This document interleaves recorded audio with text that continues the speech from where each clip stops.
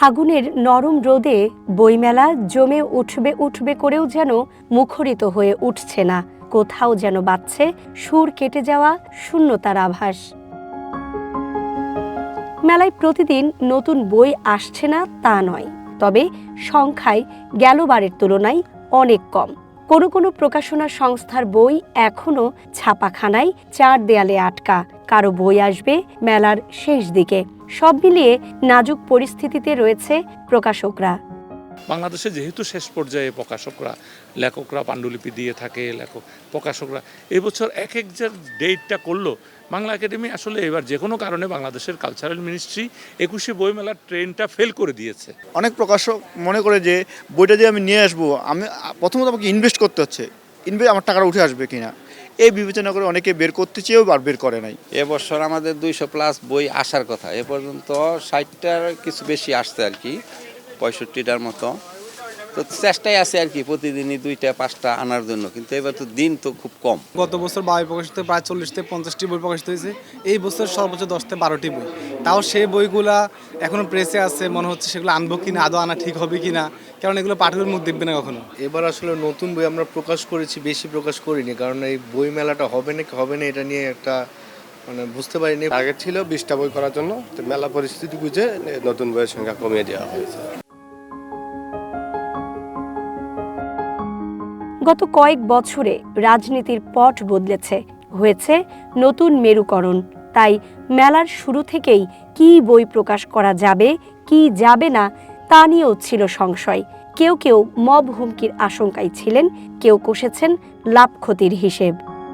অনেক স্বাধীনচেতা অনেক ধরনের লেখক থাকে যারা নানা বিষয়ে বই লিখেন, তারা আসলেই কিন্তু একটু আতঙ্কে থাকেন যে বইটা করা যাবে কিনা, কারণ একজন বিজ্ঞান লেখক তাকেও তো এখানে আক্রান্ত হতে হয়েছে।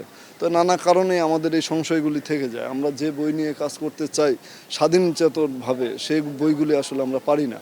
অনেক বই আমাদের প্রতিবন্ধকতা আছে। আপনি যেমন আপনার কোনো নেতা নেত্রী বা রাজনৈতিক সিচুয়েশন নিয়ে লেখার ক্ষমতা থাকে, বলার ক্ষমতা থাকে, আমারও সেই ক্ষমতা আছে, আমি সেটা বলছি, কিন্তু সেখানে আপনার ইন্টারফেয়ার তো দরকার হয় না, তাই না?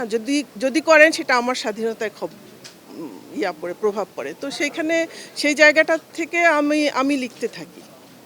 হ্যাঁ, প্রকাশ করি না, এটা সত্যি কথা, যে সাধারণ ফ্রেন্ড সার্কেলেই যদি এরকম রিয়াকশন পাই, বাইরে গেলে কি হবে, এটা একটা ভয় থাকে। আমরা যখন কেউ একটা জিনিস ভালো করতে যাচ্ছে, কাইন্ড অফ সায়েন্টিফিক ডোমেইনেও এই একই কথা তাকে নামানো হচ্ছে বা তাকে কোনোভাবে কালার্ড করা হচ্ছে। সো এইটা অনেক সময় আমাদের ডিমোটিভেটেড করে ফেলে। সো আমি যদি এই সায়েন্সের পার্সপেক্টিভেও বলি, তো আমার মনে হয় যে সব কিছুতেও এই ধরনের ব্যাপার কাজ করতে পারে। সপ্তাহ পার হলেও বই বিকিকিনি জমেনি খুব একটা। স্টলে স্টলে বই নেড়ে চেড়ে দেখছেন দর্শনার্থীরা, কেউ তুলেছেন সেলফি, তবে বইয়ের ক্রেতার সংখ্যা খুবই কম।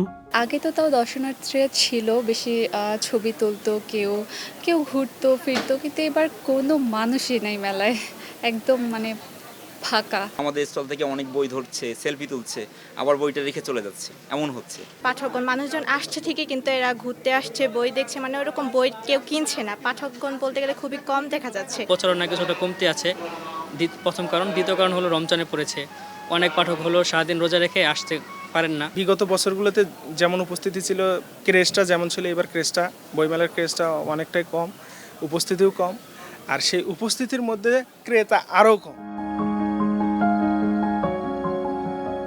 বইমেলা চলবে 15 মার্চ পর্যন্ত।